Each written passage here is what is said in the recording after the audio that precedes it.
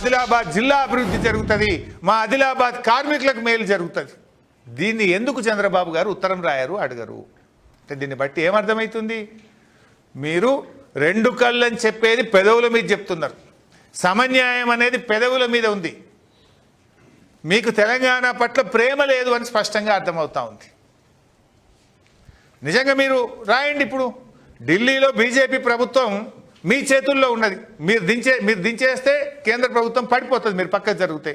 Cement factory Hyderabad Adilabad cement factory ప్రైవేటీకరణ చేయొద్దు, విశాఖపట్నంకి ఇచ్చినట్టు దానికి కూడా ప్యాకేజీ ఇవ్వాలని అడగండి, డిమాండ్ చేయండి. పోలవరంకు జాతీయ హోదా ఇచ్చినట్టు పాలమూరు ఎత్తిపోతల పథకానికి జాతీయ హోదా ఇవ్వమని అడగండి. మాకు ఈడ గెలిచిన రేవంత్ రెడ్డికి ఎట్లా చేత కాదు అని అడగడు. ఇక్కడ ఉన్న 8 ఎంపీలు 8+8 = 0. 8 బీజేపీ ఎంపీలు 8 కాంగ్రెస్ ఎంపీలు గెలిచింది. కానీ సిమెంట్ ఫ్యాక్టరీని తుక్కు కింద అమ్మిన బీజేపీ ఎంపీలు అడగరు, కాంగ్రెస్ ఎంపీలు పార్లమెంట్లో ప్రశ్నించరు. మరి సమన్యాయం అన్న మీరెందుకు మాట్లాడరు? అంటే ఇలా రాష్ట్ర ప్రజలకు మేము ఏం చెప్పే ప్రయత్నం చేస్తున్నామంటే, మీ సమన్యాయం, మీ రెండు కళ్ళ సిద్ధాంతం మీది మాటల్లో తప్ప చేతల్లో లేదు అనేటువంటిది కుండ బద్దలు కొట్టినట్టు ప్రజలకు అర్థమయ్యేటట్టు సాక్ష్యాధారాలతో సహా ఈరోజు మేము బయట పెట్టదలుచుకున్నాం. ఇవాళ మీరు ఆంధ్రప్రదేశ్ హక్కుల కోసం మీరు పనిచేస్తుండొచ్చు. ఇవాళ తెలంగాణ ముఖ్యమంత్రి ఏం చేస్తుండని నేను అడుగుతా ఉన్నా. తెలంగాణ ముఖ్యమంత్రి సిమెంట్ కార్పొరేషన్ ఆఫ్ ఇండియాను తుక్కు కింద అమ్మితే ఢిల్లీలో పోయి ప్రధానమంత్రిని అడగవచ్చు కదా, లేదు అఖిల పక్షాన్ని తీసుకుపోవచ్చు కదా, ధర్నా పెట్టవచ్చు కదా. ఎందుకు పెట్టరు? ఎందుకు ప్రశ్నించరు? నేను అడుగుతా ఉన్నా.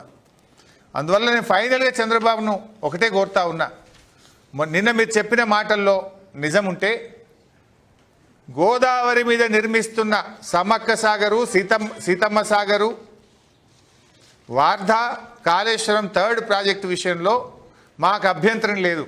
గోదావరిలో చాలా నీళ్లున్నాయి. నిన్న మీరే చెప్పిన 1000 టీఎంసీలు సముద్రంలో కలుస్తున్నాయి అన్నారు కదా. మరి ఎందుకు ఈ ప్రాజెక్టులకు అడ్డు తగులుతున్నారు? ఎందుకు ఈ ప్రాజెక్టులను వ్యతిరేకిస్తున్నారు? మా భయం ఏంటంటే ఇప్పటికే చంద్రబాబు నాయుడు గారు గోదావరి బోర్డు మీద ట్రిబ్యునల్ వేయాలని అడుగుతున్నాడు, గోదావరి నది మీద. మళ్ళీ ఆడ ట్రిబ్యునల్ పడితే ఏండ్ల తరబడి అలా ఇరుక్కపోతాయి, ఈ ప్రాజెక్టులు బయటకు రావు. ఇవి నికర జలాలు, మాకు హక్కుగా ఉన్న నీళ్లు. వీటిని ఎందుకు అడ్డుకుంటున్నారు? రాయండి కేంద్ర ప్రభుత్వానికి, సిడబ్ల్యూసీకి లేక.